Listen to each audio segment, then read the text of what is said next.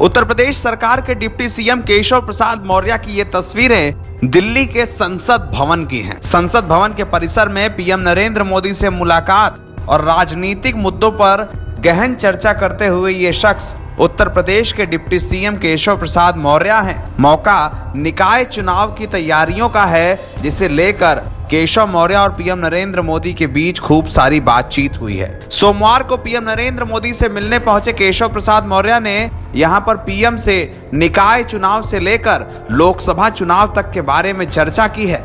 माना जा रहा है कि आने वाले चुनावों से पहले, खासकर 2024 चुनाव से पहले, केशव मौर्य को उत्तर प्रदेश में संगठनात्मक रूप से बड़ी भूमिका दी जा सकती है।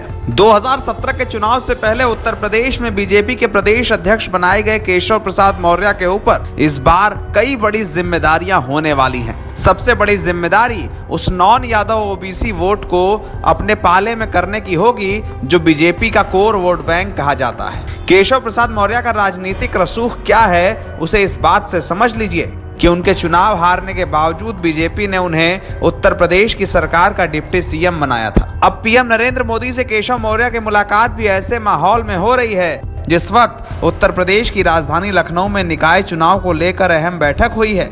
माना जा रहा है कि अगले 1-2 दिन में निकाय चुनाव की तारीखों का ऐलान होगा। राज्य निर्वाचन आयोग की बैठक एक ओर लखनऊ में चल रही थी, दूसरी ओर दिल्ली में केशव मौर्य और पीएम नरेंद्र मोदी की मुलाकात हुई। इन दोनों की टाइमिंग को लेकर यह कहा जा सकता है कि केशव प्रसाद मौर्य ने निकाय चुनाव और लोकसभा चुनाव को लेकर पीएम मोदी से महत्वपूर्ण चर्चाएं की हैं। केशव मौर्य ने इस बारे में संसद भवन से निकलते वक्त बताया भी। मीडिया के लोगों से बात करते हुए केशव मौर्य ने यह भी कहा कि हम 2024 का चुनाव पूर्ण बहुमत से जीतेंगे और देश में एक बार फिर बीजेपी की सरकार बनेगी। केशव ने यह कहा कि हमने निकाय चुनाव और लोकसभा चुनाव को लेकर पीएम नरेंद्र मोदी से मार्गदर्शन लिया है। इसके अलावा सरकार के कामकाज को लेकर भी पीएम से बातचीत हुई है। लेकिन इस खबर के मायने बहुत हैं। केशव प्रसाद मौर्य का अचानक पीएम नरेंद्र मोदी से मिलना और निकाय चुनाव को लेकर सारी बातचीत करना, ये माना जा रहा है कि आने वाले वक्त में केंद्र सरकार के संभावित कैबिनेट विस्तार और उत्तर प्रदेश में होने वाले